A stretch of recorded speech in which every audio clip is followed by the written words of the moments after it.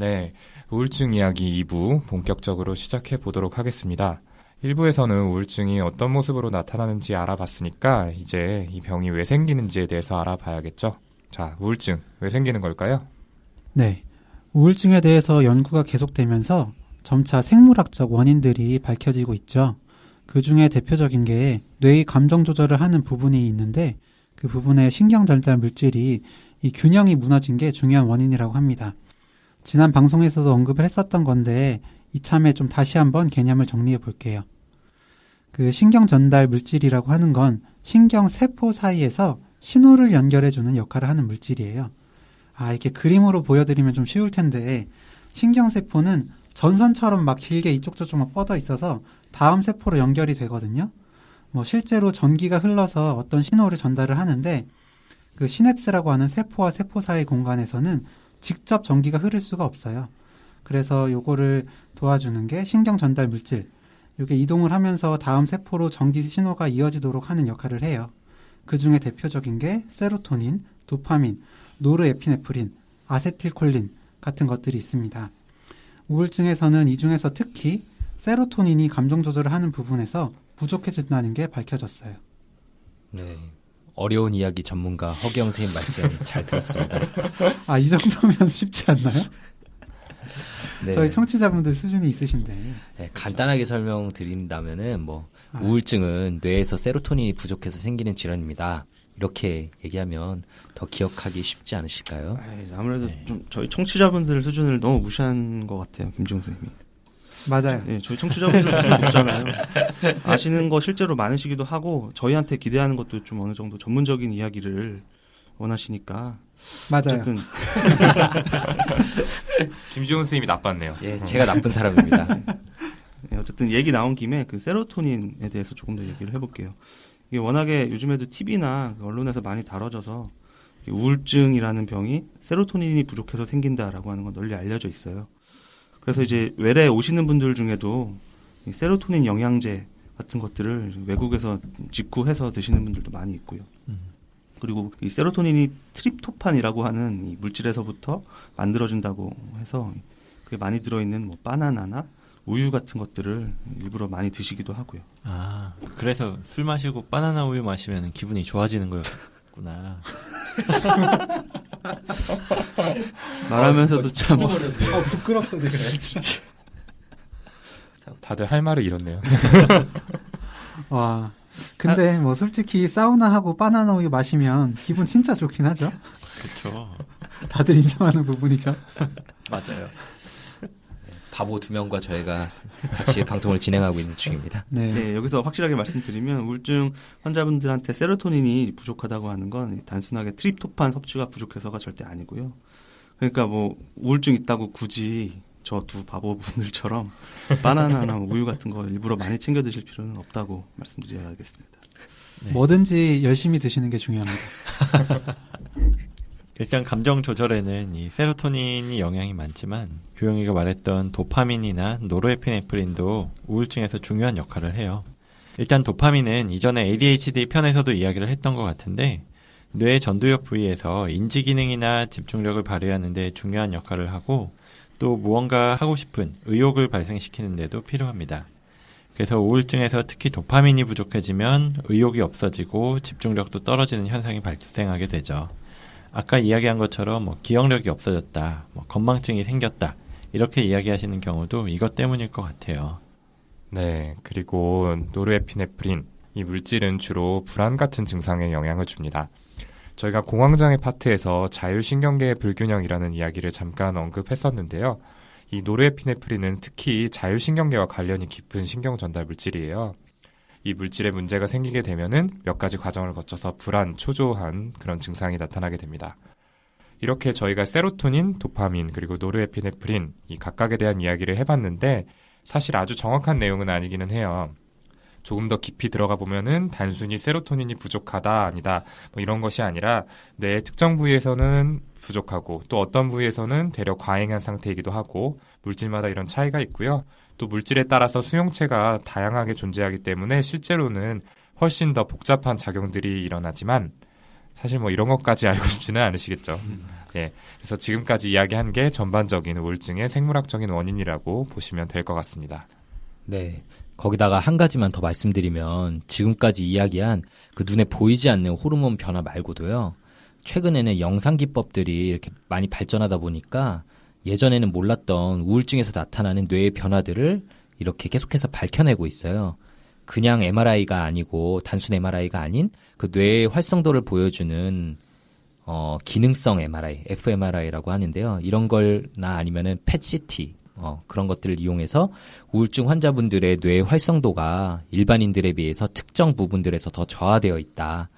그리고 우울증이 회복된 뒤에는 다시 그런 것들이 정상적으로 돌아온다라는 사실들을 알게 됐죠. 그래서 단순 의지의 문제가 아닌 뇌에 실제 문제가 있다는 것이 계속 증명이 되고 있는 거고요. 여기까지 뭐 생물학적 원인에 대해서 얘기해 보면 될 것 같고요. 그러면 이제 우리 정신분석 전문가 윤희우 선생님께 다시 한번 정신분석적 원인에 대해서 여쭤보고 싶습니다. 네. 이전에 감정기복 편에서 프로이트의 이론에 대해서는 말씀을 드렸었어요. 우울증은 실제 사람이라든지 아니면 자존감의 손상 같은 어떤 상실에 대한 반응으로 일어나게 된다는 이야기를 했었죠. 오늘 사연자분의 이야기를 들으면서는 다른 이론이 생각이 났는데 바로 멜라니 클라인이라고 하는 분의 이론이에요.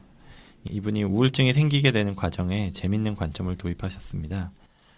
아주 어린 아이가 봤을 때 어머니는 나를 따뜻하게 품어주고 젖도 주는 좋은 존재로만 느껴져요. 그러다가 시력을 포함해서 여러 가지 감각기관이 발달하면서 나하고 남이 구분이 되면서 엄마의 나쁜 모습들이 보이기가 시작합니다. 젖을 떼고 안 준다든지 젖꼭지를 물었을 때 아야 하고 순간적인 짜증을 내는 반응 같은 것들이 눈에 띄면서 아이 입장에서는 좋기만 했던 엄마가 사라지고 나쁜 엄마가 남게 되었다고 느끼는데 이렇게 된 게 자기 때문이라고 자기가 좋은 엄마를 파괴했다는 그런 환상을 가지고 죄책감을 만들어내게 됩니다. 이런 상태를 디프레시브 포지션, 우울 자리라고 불러요. 이 사연자분의 어머니가 너만 안 가졌으면 좋았을 텐데 라는 이야기를 반복하셨던 것이 이런 우울 자리를 좀 더 강하게 만들었을 것 같고 나만 사라지면 된다 라는 생각이 자꾸만 들게 되었을 것 같아요. 그래서 내가 태어나지 않았다면 더 좋았을 텐데 하는 마음이 들면서 알게 모르게 스스로 죄책감에 잠기고 점점 더 부정적인 생각으로 몰두하게 되는 것 같아요. 네, 정말 안타까운 얘기죠. 이런 얘기들을 환자분들한테서 많이 경험을 들어본 것 같아요. 어머니나 아버지가 어렸을 때 아이한테 너만 없었으면 행복했을 거다, 너 안 낳으려고 했었다 이런 얘기하는 거 사실 진심이 아니고 이렇게 좀 힘든 상황에서 답답하고 넋두리처럼 얘기하는 건 하겠지만 아이한테는 정말 큰 영향을 미치거든요. 근데 또 대부분의 아이들은 이런 얘기를 들은 경험이 있어도 그걸 이겨내고 건강한 성인으로 자라기도 하는데 이렇게 우울증으로 이어지는 경우도 많이 있긴 있죠. 그러니까 애들 때문에 맨날 힘들다고 하는 우리 김식구 선생님 반성하셔야겠어요. 아니 또 갑자기 왜 접니까? 저희 애들 좀 자란 뒤에 만약 이 방송 들으면 진짜 오해하겠어요. 더군다나 이렇게 일주일에 하루 이틀만 육아하시는 선생님들께 이런 비난을 들으면 저는 너무 당황스러운데요. 저는 제 아이들을 너무 많이 사랑합니다. 사랑은 힘든 거라고 되게 힘들다고 하셨잖아요. 힘들지 않아요. 저 아이들 보는 건 너무 행복합니다. 어제도 애기들 데리고 이케아 쇼핑 가서 너무 힘들어서 옷 샀다고 그렇게 하셨잖아요. 밤새 이렇게 서핑하면서 계속 결제했다고. 아니 제가 이케아 간 것까지는 사실인데 그 뒤에 모함이 왜 덮나요? 쇼핑 중독 편부터 점점 이분들 본 모습이 드러나고 있는 것 같은데 이러다 정말 다들 하차하시고 저 혼자만 남게 생겼습니다. 그러니까 평소에 좀 착하게 사셨어야죠. 아니 너무 1인 방송 지금 하려고 지금 야욕을 보이고 계시는데 자꾸 그러시면 윤희호 선생님 본 모습도 공개할 거예요. 그러니까 네. 저희가 김어준 씨 닮았다고 이렇게 얘기했더니 점점 더 1인 방송으로 가시려는 것 같은데 독립해야겠어요. 정말 미사일이 날아다니는 녹음 현장이네. 에릭남, 정우성, 그 다음에 김어준 씨가. 그러니까요. 좀 기분이 나쁘네요. 지금 약간 마음 상하셨어요. 빨리 사과하세요. 아니 지금 팟캐스트계 대부 1인자이신 분과 비슷하다고 말씀드렸는데 왜 사과하라는 거죠? 아니 그분은 다른 거 닮았다는 거 아니고 외모 닮았다는 거잖아요. 근데 지금 그 얘기 듣고 윤희 선생님 좀 표정이 풀린 건 또 어떻게 봐야 될지 모르겠네. 아 진짜 1인 방송 나갈 것 같아요. 지금. 저는 그 정도로 성공하시라는 의미에서 드린 말씀입니다. 아 그죠. 제가 괜히 지용이 형 공격을 시작해서 이 사단이 났네요.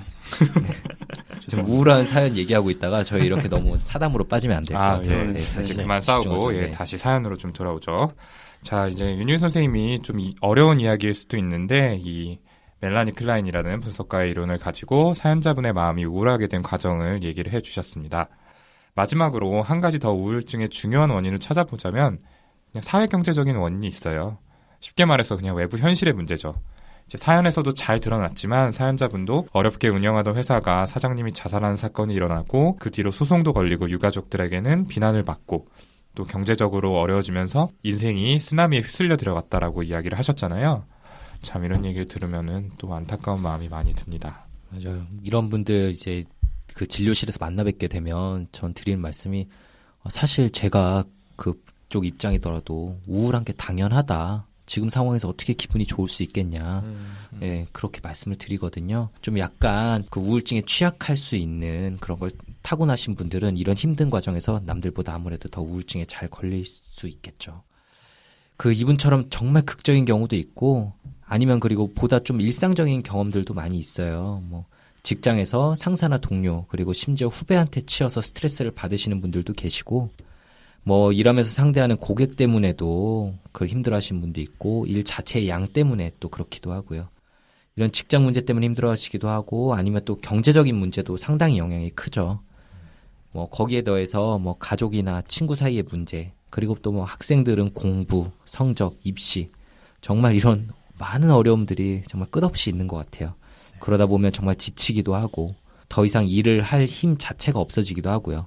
그래서 번아웃 신드롬이라는 말도 있잖아요. 저희 요즘 사연 보내주신 분들도 여러 분 계셨고. 네, 맞았어요. 네, 이것도 결국 우울증의 한 종류라고 볼 수 있을 것 같아요. 네, 맞습니다. 이런 그 사회적인 스트레스에 더해서 또 하나 중요한 게 이 서포트 시스템, 어떤 사회적인 지지 체계라고 하는 건데요. 간단히 말해서 내가 괴로울 때 누가 나를 위로해주지 뭐 이런 노래 가사처럼 노래 가사 써있는데. 인용 전문인데요. 네. 누가 옆에서 이렇게 도와주는 사람 힘들 때 노래 가사처럼 눈물이 돼주고 등불이 돼주고 또 친구가 돼줄 수 있는 사람이 있다면 그런 힘든 일들이 있어도 이겨낼 수 있는 어떤 계기가 될 수 있을 거예요. 그런데 우리 사연자분은 미혼이시기도 하고 이렇게 엄청나게 힘든 일이 이어지는 상황에서 주변에 이렇게 도움을 주실 분들이 많지 않으셨던 것 같고요. 그래서 더 그만큼 혼자서 우울감에 빠져들어가신 게 아닌가 하는 안타까운 생각이 듭니다. 네, 이렇게 우울증을 일으킬 수 있는 원인들에 대해서 사례와 비교해가면서 살펴봤습니다. 이제 그냥 이야기를 하면 할수록 좀 안타깝다라는 이야기를 저희가 많이 드리고 있는데요. 여기서 그치면 안 되겠죠. 또 극복을 할 수 있는 방법을 알려드리고 도와드리는 게 저희의 역할이 아닐까 싶은데요. 그러면 지금부터는 우울증의 치료에 대해서 좀 이야기를 해보도록 하겠습니다. 네, 치료 부분이 많은 분들께서 가장 궁금해하시는 부분일 것 같아요. 우선 제일 중요하고 또 효과적인 치료가 약물 치료입니다. 우울증의 생물학적인 원인이 간단히 얘기해서 뇌의 세로토닌, 도파민, 노르에피네프린 같은 이런 신경전달 물질의 불균형 때문에 생긴다 말씀드렸잖아요. 그래서 약물 치료는 이 불균형을 바로잡는 방향으로 하게 됩니다. 그러면은 바나나 많이 먹으면 되겠네요. 저기 아니, 사회자분이 김어준 좀- 씨의 후계자를 노리는 분이 어떻게 이렇게 컨셉이 많이 어긋나신 것 같아요. 이제 그만하시고 이제 다음 얘기로 바로 넘어갈게요. 네, 윤바나나님 잘 들으세요. 네, 가장 대표적인 약으로는 SSRI, 그러니까 선택적 세로토닌 재흡수 억제제라는 약이 있는데요. 이 약은 뇌의 시냅스 부위, 신경세포 사이의 공간에서 세로토닌의 농도를 높여주는 역할을 합니다. 그래서 부족했던 세로토닌이 증가하게 되면 우울한 기분이 점차 나아지게 되는 거죠. 다만 이 약이 작용하는 게 시간 차이가 있는 2단계 작용으로 일어나게 돼서 적어도 2주 이상은 꾸준히 약을 복용해야지만 효과가 나타나기 시작합니다. 그래서 항상 설명드리는 것 중에 지금 약을 먹고 나서 기분이 바로 좋아지지 않더라도 꾸준히 복용을 하셔야 된다고 강조를 드리죠. 네. 허경 선생님이 지금 말씀해주신 SSRI 말고도 다른 기존의 우울증 치료제들도 많이 있고요. 또 보조적인 약물들도 여러 가지가 있어요. 이를테면은 뭐 증상에 따라서 뭐 항불안제, 수면제, 그리고 경우에 따라서 우울증이 많이 심해서 망성에 가까운 수준의 죄책감이나 피해 사고가 있는 경우에는 항정신병 약제를 사용하기도 합니다. 그리고 또 일부 항정신병 약제들은 그 자체로 우울증에 효과가 있다는 게 알려져서 많이 쓰이는 경우도 있고요. 네, 그런데 뭐 약이 어떤 게 있냐보다도 정말 알려드리고 싶은 건 약물 치료를 왜 해야 하냐에 대한 그 답이거든요. 뭐 예를 들어서 잘 지내시던 어떤 분이 스트레스를 갑자기 받다가 아까 저희가 말씀드린 이런 전형적인 모습의 우울증이 갑자기 생겼다고 해봐요. 뭐 평소와 다른 모습의 그 기간을 우울 사파, 뭐 우울 에피소드라고 이렇게 부르는데요. 약물 치료를 하지 않아도 우울 에피소드는 무조건 끝이 있어요. 보통 6개월에서 1년 정도의 기간이라고 하는데요. 약물 치료를 하게 되면 뭐 약 먹고 다음 날부터 바로 좋아지고 이런 건 아니지만 이 에피소드 기간을 3개월 안쪽 정도로 이렇게 줄여주는 효과가 있어요. 한 달에서 3달 정도로 줄여준다고 하고요. 그리고 또 매우 중요한 게 이 그 주요 우울 에피소드를 한번 겪으신 분들 중 대다수는 재발을 경험하게 되거든요. 뭐 연구에 따르면 5년 내에 50에서 75%의 환자분들이 다시 재발을 경험한다 이렇게 되는데요. 평생에 걸쳐선 정말 대부분이 수차례 재발을 경험하게 되고요. 약물 치료를 하면 재발률 자체도 떨어뜨리고 재발을 하더라도 더 이렇게 경증으로 가볍게 나타나게 하는 효과가 있어요. 그래서 드리고 싶은 말씀은 약물 치료도 절대로 완벽한 게 아니에요. 뭐 약을 드시면서도 잘 안 낫는 분들도 계시고 그래서 다른 약을 쓰기도 하고 그 약을 충분 기간 먹었음에도 나중에 뭐 재발하시는 분들도 많으신 게 사실이긴 하죠. 그런데 안 먹는 거에 비해서는 확실히 그 위험성을 떨어뜨려 준다는 거거든요. 예를 들어서 얘기해 보면 암에 걸렸는데 뭐 90%의 이제 사망률이라고 해봐요. 근데 항암제를 먹으면 사망률을 한 10%로 낮춰준대요. 이렇게 암이 재발할 확률도 낮춰주고요. 근데 약을 먹어도 그러면 10명 중 1명은 돌아가시게 되겠죠? 그럼 그 약이 효과가 없는 거냐? 그건 절대 아니거든요. 아마 모든 분들이 약을 드실 거예요. 항우울제도 지금 제가 드린 예시와 정도의 차이는 있지만 좀 비슷한 상황인 건데 환자분들께서 잘 안 드시려고 해서 좀 안타까울 때가 많이 있죠. 네. 그렇죠. 진통제나 뭐 그런 다른 약들처럼 먹자마자 뭐 몇 시간 며칠 이내에 효과가 나는 게 아니라서 좀 더 그렇게 좀 답답해하시는 경우가 많고 약의 효과를 의심하게 되는 것 같아요. 네네. 그래서 뭐 그렇게 약을 좀 잘 드셨으면 좋겠다 이런 이야기도 했고요. 그런 약물 치료 말고도 요즘은 전기를 이용한 치료도 많이 이루어지고 있어요.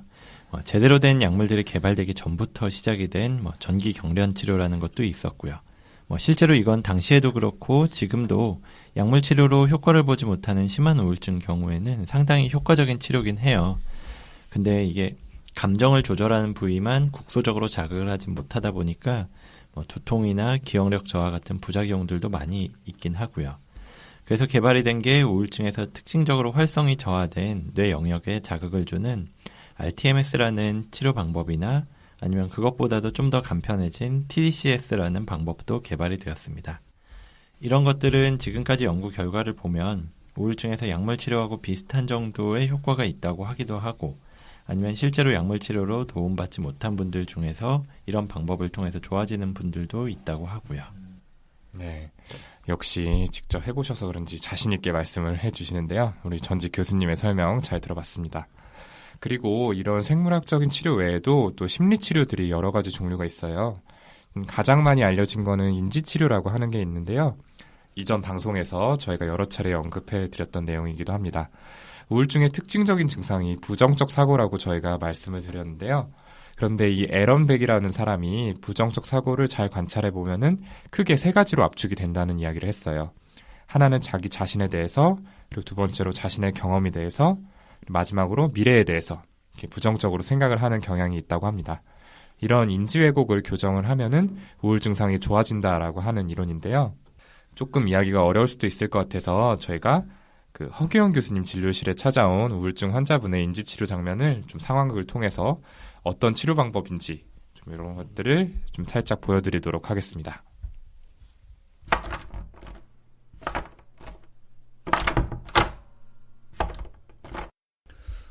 선생님, 저는 정말 한심하고 불운한 것 같아요. 저 같은 사람은 진짜 밖에 다녀서는 안 되는 것 같아요. 손종현님, 어떤 말씀인지 좀 자세히 말씀해 줄 수 있으세요?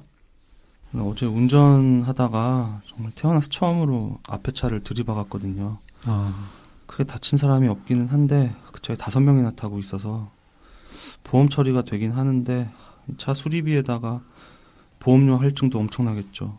저처럼 재수없는 사람이 있나 싶고 정말 다른 사람하고 연락도 하지 말고 집에만 있어야겠어요.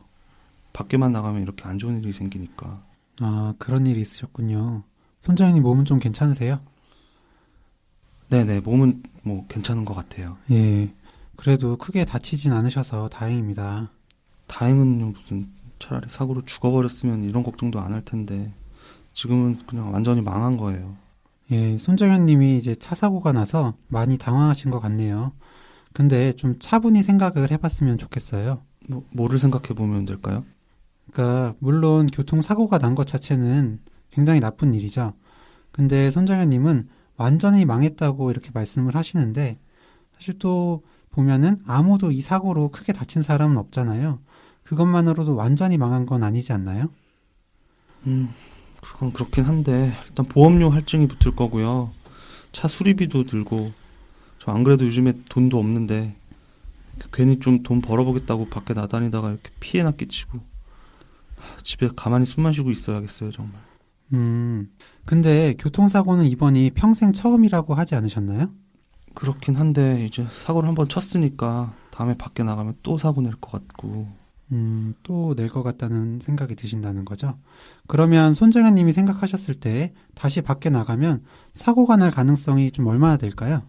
한 70%는 될 것 같은데요. 70%요?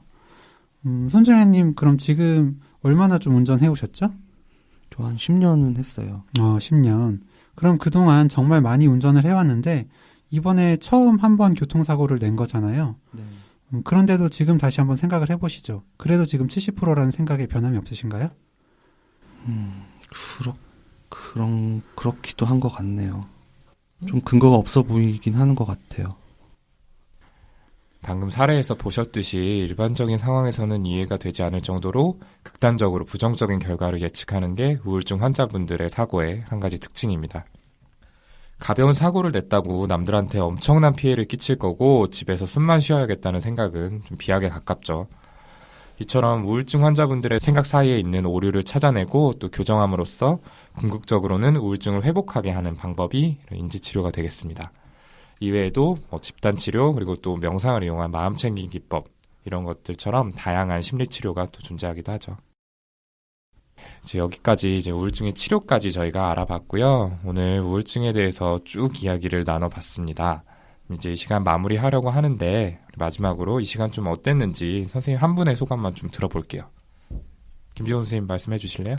네, 사실 힘든 일이 있으면 저도 그렇고 누구나 기분이 가라앉고 짜증도 나고 밖에 나가고 싶지도 않고 기운도 없는 그런 경험들을 해볼 수 있죠. 그래서 그 치료가 꼭 필요한 우울증인데도 이거 누구나 겪는 건데 이 정도면 내가 알아서 이겨내야지 이런 생각으로 혼자 버티시다가 더 힘들어지시는 분들도 많이 봬요. 또 우리 사회에서는 본인 말고 주위 사람이나 가족들의 이렇게 우울함, 무기력에 대해서도 의지의 문제로 치부하는 경우가 많아서 이게 치료 자체에 걸림돌이 되는 경우가 많이 있거든요. 환자분께서는 진짜 힘든 결심을 해서 정신과 진료실을 겨우 찾아와서 약물 치료를 드디어 시작을 했는데 그 사실을 알게 된 가족분들이 이런 거를 먹냐, 너가 충분히 이겨낼 수 있다, 이상한 약 먹지 마라 이렇게 막 반대하셔서 치료가 바로 중단되는 경우들이 솔직히 너무 많아요. 그 원인을 생각해보면 그 가족분들께 공감 능력이 없어서라고 그렇게 단순히 그렇게 볼 것만은 아닌 것 같고요. 우울증이라는 병에 대한 그 무지, 그리고 오해, 그리고 부족한 사회적 인식 등 이런 것들이 총체적으로 좀 결부된 문제인 것 같아요. 우울증이 정말 흔한 병이긴 만큼 오늘 방송 듣는 청취자분들 중에도 아마 계실 수 있고요. 혹은 그 청취자분들의 주변 분들 중에 이 사람은 우울증인 것 같다 이렇게 머릿속에 떠오르시는 분들이 반드시 계실 거라고 생각하거든요. 오늘 저희가 이 짧게 드리는 방송이 그분들께 치료를 받을 수 있는 계기가 된다면 더 바랄 게 없겠습니다. 네, 특히 또 오늘 사연 보내주신 그 사연자분께도 저희 방송이 많이 도움이 됐으면 하는 바람입니다. 자, 그러면 정말 마지막으로 이제 사연, 질문, 피드백 보내주실 메일 주소 한 번 더 우리 메일 요정님 소개 부탁드릴게요. 네, 이메일 brainrich brainrich6gmail.com brainrich6@gmail.com으로 정신과에 관해서 그리고 본인이나 주위 사람의 심리에 대해서 그리고 또 일상생활의 작은 고민들 어떤 것도 좋으니까 많은 사연 보내주시면 감사하겠습니다. 예, 지금 손재현 선생님이 말씀해주신 내용들을 저희 페이스북 뇌부자들 페이지를 통해서 메시지로 보내주셔도 감사하겠고요. 저희가 방송에서 못다한 내용들도 꾸준히 올리도록 노력하겠습니다. 네, 그리고 또 저희가 카카오톡 플러스 친구 뇌부자들 이제 시작을 했습니다. 예, 카카오톡에서 이제 뇌부자들 플러스 친구 맺어주시고요. 예, 저희가 방송한 내용도 이제 바로바로 좀 업로드해서 예, 바로 아실 수 있게 좀 하려고 합니다. 네네. 저희가 좀 다양한 채널로 청취자분들과 좀 소통하고자 하는 거니까요. 많이들 관심 가져주시고 또 사연도 많이 보내주시고 했으면 좋겠습니다. 네, 그리고 저희가 이번에 크라우드 펀딩이란 걸 시작하게 되었는데요. 간단히 말씀드리자면은 저희 방송을 듣는 청취자분들께 일정한 금액을 기부받고 모아진 돈을 펀딩 주체 프로젝트에 사용하는 대신에 기부자분들께 일정한 리워드를 제공하는 겁니다. 저희는 정신건강의학과의 편견을 줄여서 정신적인 문제로 힘들어하는 분들이 쉽게 도움을 받도록 한다는 방송의 취지에 맞춰서 모아진 금액을 전액 자살예방협회에 기부할 계획입니다. 자세한 내용은 자몽미디어센터의 홈페이지 자몽.co.kr에 접속하셔서 프로젝트 메뉴에 팟캐스터를 클릭하시면 확인하실 수 있습니다. 기부해주신 분들께 드릴 선물도 준비해뒀으니까요. 관심 있는 분들의 참여를 부탁드리겠습니다. 그럼 오늘 정비소 시간 이걸로 마무리 짓고 저희는 다음번 얘 왜 이러는 걸까요? 시간에서 다시 찾아뵙도록 하겠습니다. 감사합니다. 감사합니다.